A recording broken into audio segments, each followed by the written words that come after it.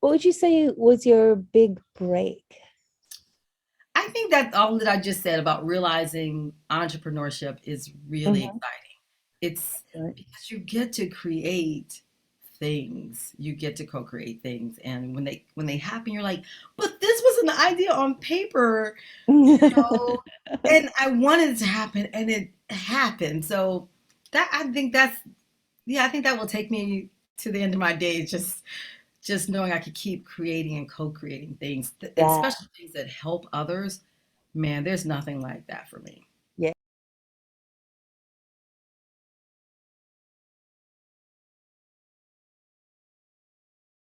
Hello, everybody, and welcome to the VO Dojo 21 Questions. We are super excited to have Terri Nicole as our guest today. Terri is one of our dojo team. She is one of our dojo senseis. She is a dojo alum and an extraordinary voiceover talent herself who is making great strides in changing the landscape for learning e-learning in the voiceover world. So Terri, welcome, welcome. So glad to have you. It is so special being here. We worked together in another lifetime, right? In another Yeah. way and dimension. So it's wonderful being here. I've always looked at Ask the Sensei like, how do you get there? And here you get an invitation from Tish Hicks. That's how you get here. So Yeah. thank you very much. It's a pleasure to be here with you. Yeah. Well, let's jump into the 21 questions so people can have Okay. some things to know about you, and then we can answer their questions when you're with us on Ask the Sensei. So, ready? Yes. Okay, here's the first question. What's your one word check-in today? My one word check-in is brave. Brave. Yes. Excellent. Where are you from? I'm originally well, I was born in Pittsburgh, Pennsylvania, and my family unit claims Pittsburgh. I mean, if they've been away 80 years, Pittsburgh is still home.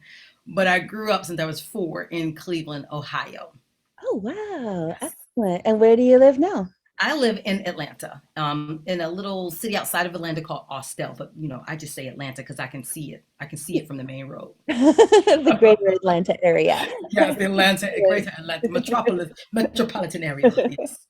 What will we know your voice from? You would know my voice if you were an employee for Intuit, McDonald's. You would know lots and lots of people know my voice who don't know me because my main passion in voiceover is e-learning. I have a huge education background, but you might know my voice from commercials. I've done some national commercials for the Air National Guard. I've done Huntsville Airport. I've done New York Mayor. There were some things run. This is so crazy.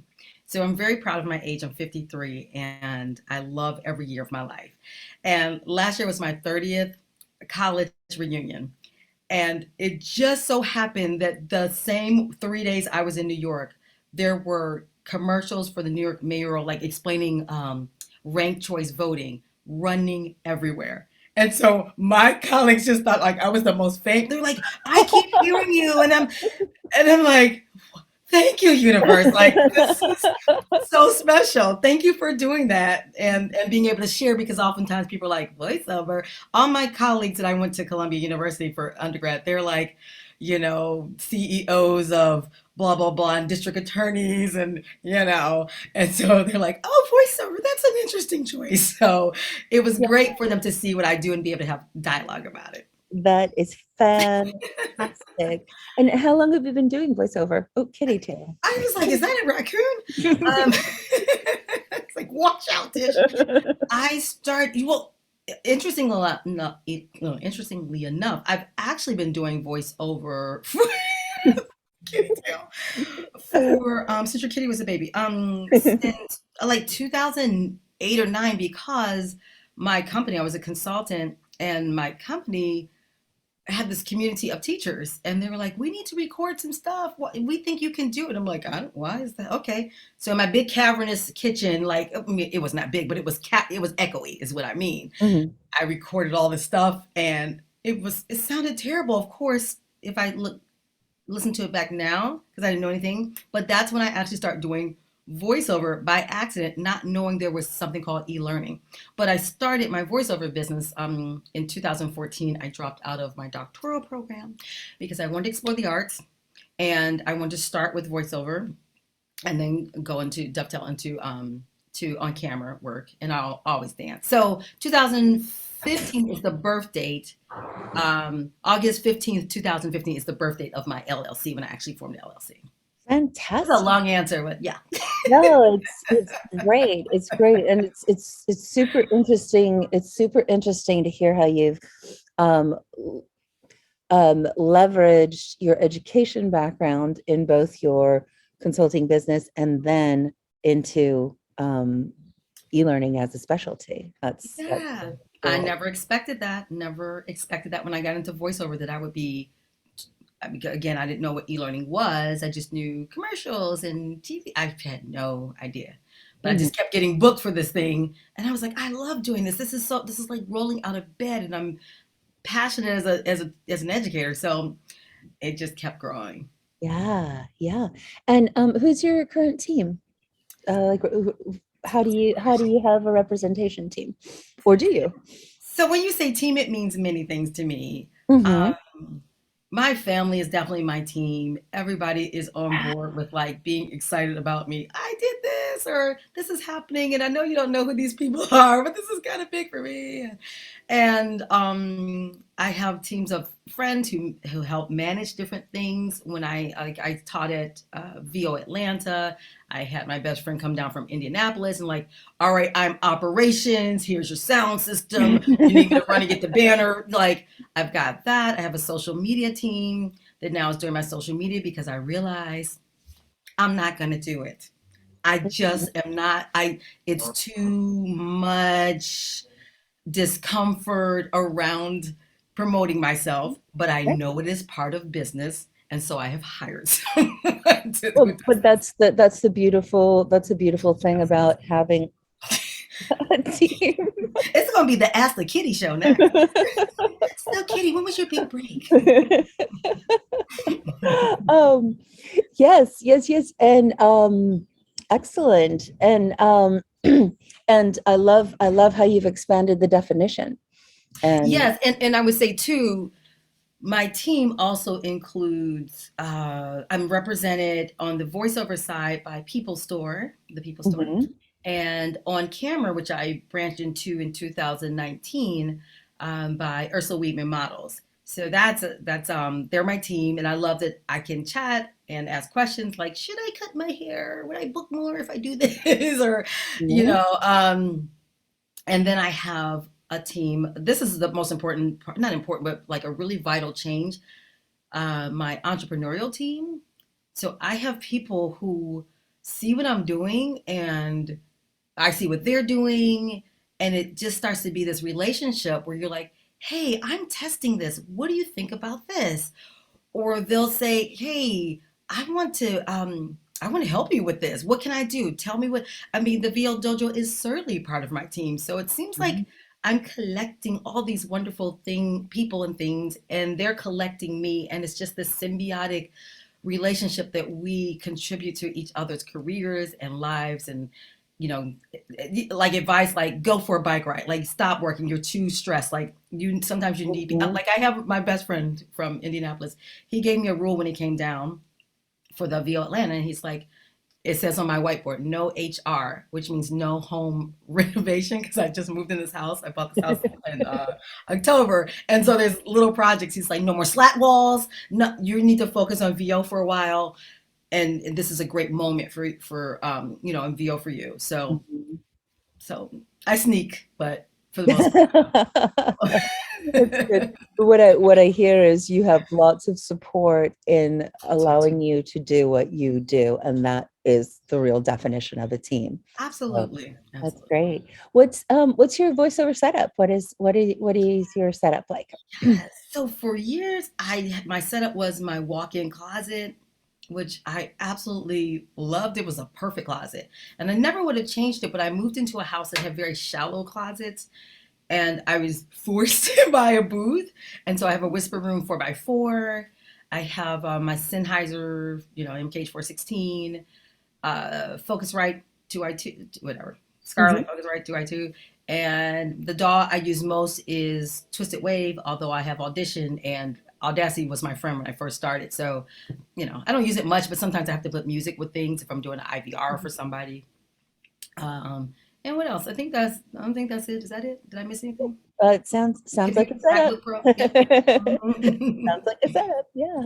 Um, and you shared this a little bit, your voiceover origin story. So you got started doing things at work when you were a consultant. Yeah. And what else has been the trajectory of your journey? This is interesting. So this is going to be the controversial part. Okay, so everybody listen up because this is controversial. So when I started doing voiceover, I took a class at the Alliance Theater here in Atlanta. I lived here twice, so it's my first time here. And because I was just like, oh, okay. I was in graduate school at the time, and I would walk past the drama building on my way to the ed building at Georgia State. And I was like, oh, I really want to be there. And Mm. luckily at that time, I met this lady, and I was like, I want to hang out with you more. I said, you're somebody that seems so cool. And she's like, yeah, life coach. And I was like, oh, I got to pay to hang out with you. Okay, I get it. And so I did because I'm smart. I know good energy. And so one of the things she said to me was like, when you write and we talk, you talk all about the art. You don't talk anything about education. And that actually like helped me make the shift. And so during that time, I got a coach for at the Lions Theater. No, I had a teacher, and I loved her. So again, collecting people, I'm like, I know good teaching, right? I'm like, she is a my kind of teacher. And I was like, could you coach me? She was like, I don't really coach. I'm like, could you try it? Can we just do it? And Gloria Mason Martin, who's a name in voiceover and acting and MFA and everything, would coach me for a song at her home. And so I didn't know anything about the voiceover industry. So I wasn't like recruited. I didn't see an ad. I just had this passion, took a class. And so I didn't know what to do after I get my demo. So I coached with her for about 6 months. And I'd always done acting on the side, so I knew a lot about acting. And I just was like, what do I do now? So I literally started knocking on studio doors with like treats, cookies. And I was like, well, some people might be healthy. So I would put, call it like my angel devil plate, like cookies on one side and strawberries. I mean, I didn't know what to do. And so I ran into a businesswoman, and she was like, oh, have you ever tried Fiverr? I was like, I don't know. I never heard of that. She's like, oh, it's a marketplace. And I was like, oh, okay. So I put my stuff up, and I was like, people, what my voice? I didn't know, because I was like, does anybody want me? Mhm. Right? That thing you go through first. And people started booking me. I didn't know. And, you were I mean, it was called Fiverr. So you had to offer something for $5. It could be, I will say 5 words for $5, whatever you want. But then they took that away. So what happened to me before I learned about the voiceover industry when I was on Fiverr, is that I used that time to educate myself. So I looked at it as a way to learn customer service, Mm. to get your speed up, to see play. You got to play. I was like, oh, an animation thing? Okay. Oh, that was fun. Oh, a commercial for cars? Okay. There was a lot. There were like 3 other African American women at the time on Fiverr, if you can even believe that, which now it's saturated, right? It's flooded. It's a lot of people. And so it Mhm. was a very special position because corporations came looking for African American talent. Mm. So, there weren't a lot of auditions I was seeing that was asking specifically, for a voice like mine. And so it became a training ground. Then I learned about, like, each month I would learn something. Oh, broadcast rights. So then I started learning about the Mm. voiceover industry. And then I started learning they were very angry with people like me who were on Fiverr. And I'm Mm. like, what? So I started to understand, okay, this came along right at a time where there was a lot of disruption, and then it had the nerve to be called Fiverr, and people were buying stuff for $5. But really, what I learned overall is that any place is a marketplace. Tostitos is at, or not Tostitos, I'm not, because they're not at Whole Foods, but like you can buy a brand at Whole Foods and you can also find them at Walmart. It doesn't mean it's how you conduct your business. Mm. So I learned over time to have a set of instant responses that was like, oh, my starting point for negotiation is this link here, GVAA. So we can start here. I can come down, but we're starting here. We're not starting from what you tell me your budget is and working up. We're starting here. And I Mhm. would just learn. So my prices in Fiverr were actually higher than my prices in my business because I knew I had to make up for the 20%. So then I would try to talk to people in the industry about it, and no one would even have like a critical thinking conversation. It was like, it's bad. That's it. We're done.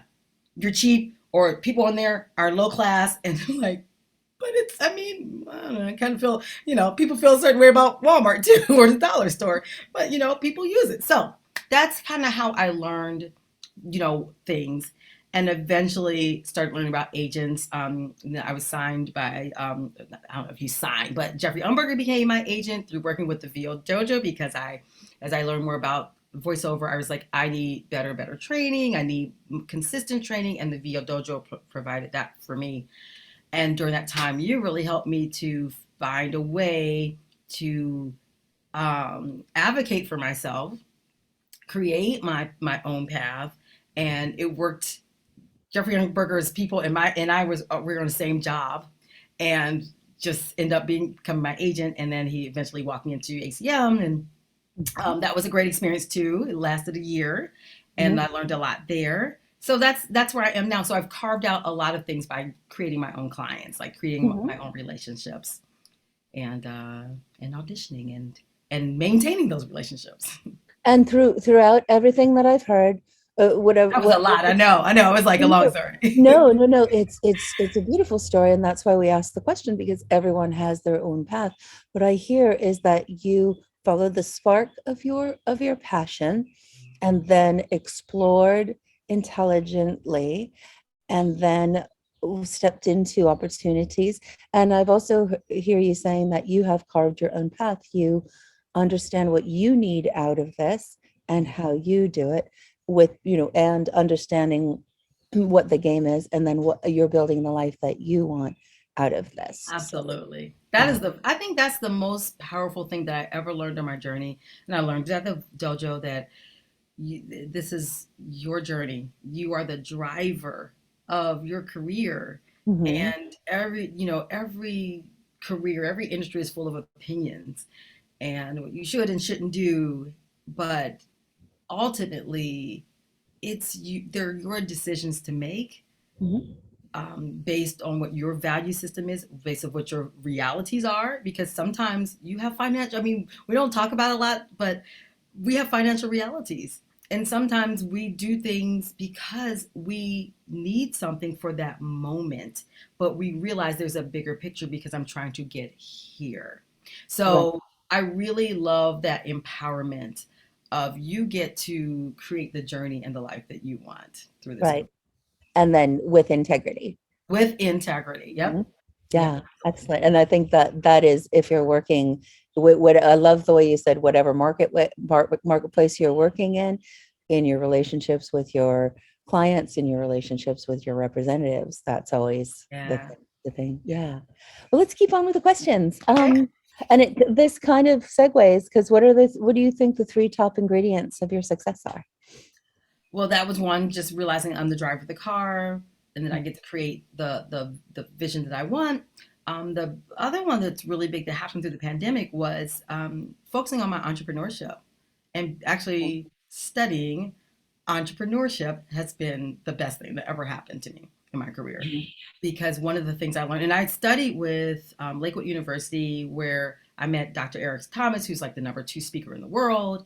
And so that's a whole nother path that has taken me other places. But one of the things he taught in his entrepreneurship course was partnerships, like that being a concept to bring that you create things not just in your own career, but you can co-create things Mm. and take you on all kinds of cool journeys. You ever meet somebody you're just like, oh, I like to work with them.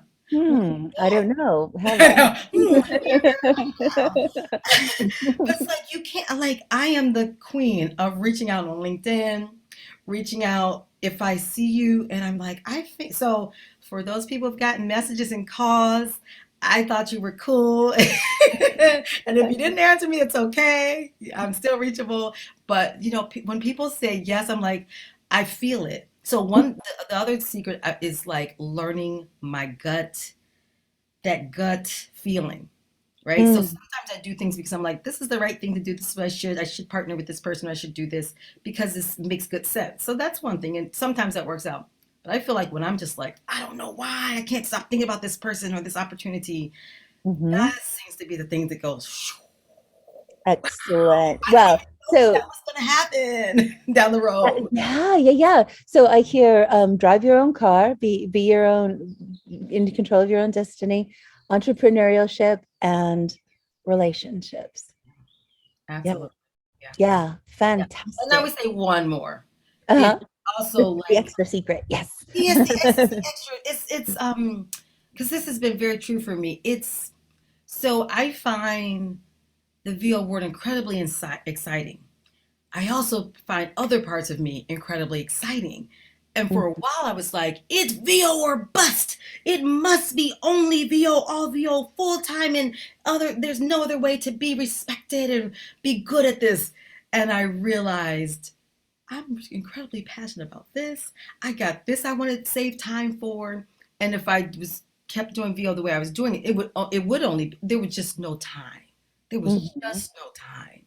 And so while I'm as everyone is incredibly saddened by the pandemic, I also see that I've used it as a learning tool. It was a time to step back and be like, whew, okay, clients are kind of quiet for a minute here. There was a moment where my clients got real quiet. It was short, but it made me think. And I was like, I've got to continue exploring what else makes Terry happy. So Yeah. that's why I say, like, find those other sparks. Like, don't let them die. There may be a way to come back or bring them into what you do. If you choose Right, right. Yeah, your diversified portfolio. Yeah. my portfolio. Good, good, good. What would you say was your big break? I think that all that I just said about realizing entrepreneurship is really Mhm. exciting. It's Excellent. because you get to create things. You get to co-create things. And when they happen, you're like, but this was an idea on paper, know, and I wanted it to happen and it happened. So that I think that's yeah, I think that will take me to the end of my days, just knowing I could keep creating and co-creating things, and Yeah, especially things that help others. Man, there's nothing like that for me. yay, yay. And how long from starting your VO to making your full living at VO? I would say, let's see, 2015, 16, maybe 2 years tops, 2 years, Years? something like that. Yeah. Excellent. I think it's really important for everyone on their journey to recognize Oh yeah. that voiceover is not a cup of noodles, right? It's not Oh yeah. insta, it's a thing that you build to. Yeah, I Yeah. think it was like a few dollars one year, Mhm. 15,000 the next, and then it was like, oh, I can pay my only bills. Oh, this is Yeah. cool. Okay, now I'm growing it. So yeah, about 2 years. Yeah. Let's see. What are you proudest of in your voiceover career? What am I proudest of?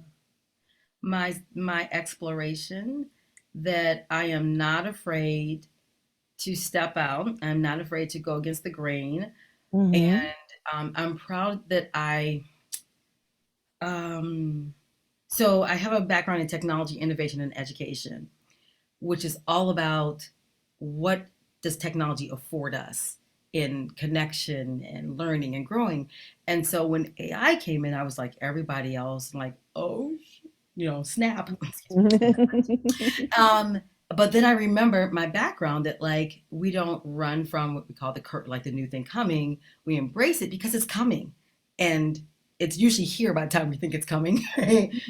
And so I'm really proud that I have taken a chance to step out, just knowing what I know about, you know, advances in technology and how fast, like they're coming, and it's everywhere. Mhm. So about a year ago or so, I started exploring with Jim Kennelly with Lotus Productions, and they were teamed with Vocal ID, who just got bought by Veritone, by the way. Congratulations. And so I made an AI voice through them. Very, very nervous. I was just like, this is an exploration. Like, I believe that this is how, early adopters fare better usually, right, in the marketplace. That if a technology is coming, like there was a time where like women's dresses were the top sellers, and then sneaky little like leggings and running shoes and tanks, and then it flipped. And so if you were a dressmaker and you were still just making dresses, I mean, think about Kodak, right? Kodak is my favorite story. Kodak do you remember Kodak? Like, we're the age, we remember Kodak. We remember taking our cameras to the store to get them developed. Kodak owned the paper, the chemicals, the cameras, the film I forget how many employees, 140,000 employees, something crazy. Where is Kodak, right? Because Kodak had the technology to make a digital camera, but they didn't, they were just relying on their old system. And then, zoop, Right. a little company of like 25 people, Instagram comes along, right, with technology, and a company that small can be as powerful as a company that big because they've embraced the technology and where people are and where people want to go. So I feel like it's slow in early beginnings, but I think in this next year, we will all be seeing a different landscape. We don't exactly know exactly what, but it'll be different. I love what Rudy Gaskin says about like all genres will be tested, but we don't know what the consumer will tolerate. The consumer Mhm. might be like, no, right? And there will always be a massive place for human voices because there's nothing that can affect us like the human voice, right? We can get information and there are places where it makes sense to have AI. But so I think I'm proud that I've been an early adopter and gotten out there and speak about it, and I spoke at VO Atlanta and Mhm. plan to speak more. So I'm proud about that. I'm nervous about where it's going, but I'm also excited. That's awesome. That's awesome. And on the flip side of that, because there's always a flip side that we integrate, right? What is your biggest fear or challenge in your voiceover career? Ooh, what is my biggest fear? That, yeah, my biggest fear, yeah, I got some fears. I think being an entrepreneur, you have fears because you're just like, I don't know if this is gonna work. I'm gonna try it. I think it's gonna work. Signs are good, and if it does work, it's gonna be great, and if it doesn't, it's gonna be really bad. So I guess my fear is that my spidey senses are off and I'm on the wrong path, and then it's to be like, see, you should have just done what everybody else did, and then you would have been Mhm. fine. So I think that's my fear, is like my curiosity and my forwardness of forward thinkingness is going to get me in trouble, and people are going to be like, see there, ha Right. ha. Right. So one of the secrets of your success and one of the strengths is you're trusting your intuition, and then that also has a side that brings other emotions to it as well. That's really good Absolutely. too. And here's another question along those lines: are you an introvert or an extrovert? So I think I'm an introvert. I this is Eric Thomas's class again. So we took the test, and I was like, I think my numbers are wrong because it's showing me as an extrovert. And he's like, Terry, the minute I met you, I knew you were an extrovert. He's like, you crave people, you love people, you need people, And he's like, we have he and I have the same disc assessment, we have the same score, and he's like, I was like, I have the same score as the number two speaker in the world. Like, I was like, oh, but I feel like an introvert. Hmm. Maybe I am. I discovered I was an extrovert, but I feel like things need a lot of meaning for me to want to do them. That's Hmm. what makes me feel like an introvert. Like I make my meaning from this quiet place in me. Hmm. Interesting. Very Yes, powerful. Yeah. And I don't think they're mutually exclusive. I think it's just a really good thing for people to ask that question as they're stepping into this, because I think a successful voiceover career really requires both and integrating both. that is a very So good if point. you know you're more this, then what do you have to do to do this part? And if you know you're more this, what Yes, do you have to do to do this that's a part? great point. And what are you, Tish? By the way, are you introvert or extrovert? So extroverted. Okay, okay. See, Yeah. so you feel it. People. Yes, I get my energy from connection. Yeah, yeah, yeah, yeah. Let's see. If you could do voiceover from anywhere, where would it be? Oh, I'm very typical, like on the beach. Beach, like Puerto Rico is perfect because it's beach and mountains and rainforest. Mhm. Like Puerto Rico, I guess. Excellent. Yeah. Makes us think we should get Chris Ducard here because she does. She does that. Yeah. What would you say your VO motto is? Um, all of us, wait, what is it? Not, this is my life, but it's VL too. None of us is as smart as all of us. So whenever you can get a team of people around to talk with, think through something, like try not to stay in that booth by yourself too long without just running stuff. Oh my gosh, my friends, my accountability partners that we run stuff by. So none of us is as smart as all of us. Fantastic. That's beautiful and so true. Um, what is your daily voiceover practice or a typical VO day in the midst of everything else that you're doing? Yeah, How so do you fit it in? yeah, I feel like exercise is extremely important for just focal health and mental health. And so I do miracle morning, like they call them the miracle mornings where you Mhm, savor, so you silent, affirmations, visualizations, very important part. Exercise, reading and scribing. So I would say that's part of my workout. And then I sing a lot. I sing constantly. It's a great warm up to sing.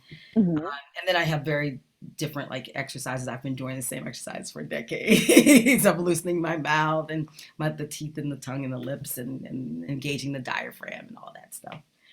mhm. And then what's your rhythm in terms of auditions and your workflow? Oh, sure. It depends on what season I'm in. So when I'm working on an entrepreneurial project, I pull back on auditions for sure. Um, Mhm, I do auditions when I feel them. I do mostly warm auditions. I don't do a lot of like just totally cold stuff. Like if I know this broadcast house or this agent has booked me before, I tend to do those. I don't do a ton of auditions because I have my own set of e-learning clients that are very mhm, regular and I kind of coast if I want to. So I don't have a typical day. Some days I spend so much time at my computer, and some days it's like, how did I get two bookings in one day today? Like I didn't mean to do that. mhm, It's unpredictable. But the way I control it is that I pull back from auditioning so that if I'm working on a project, I have more time to focus on that project I'm doing. mhm. So you really balance and open the open the gates to Yeah, which section you're working on. That's absolutely. cool. Because Excellent. I feel like when I have live bookings, that whole day is kind of shot from work. Because I don't know. I have ADHD. I'm diagnosed with ADHD. So Mm-hmm. I don't, breaking up my day is very disruptive for me. So when Mm-hmm. I have a booking at like 11, I'm like, it's hard for me to work and focus before that. So yeah, and you can't control what time your bookings are, right? For the Yeah, most, yeah. yeah. So I try to regulate as best I can to keep. And so the e-learning projects, you're not working in directed sessions. You have a job, you get it done when you're focused at your time, Oh my meet the deadline.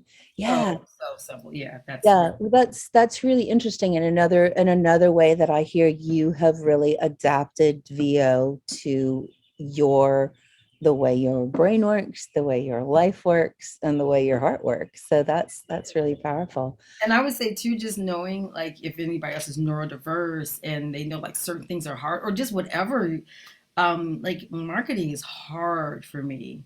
And so the follow up, it's not like the reaching out, it's like the follow up. So I generally engage a company to help me with marketing because Mm-hmm.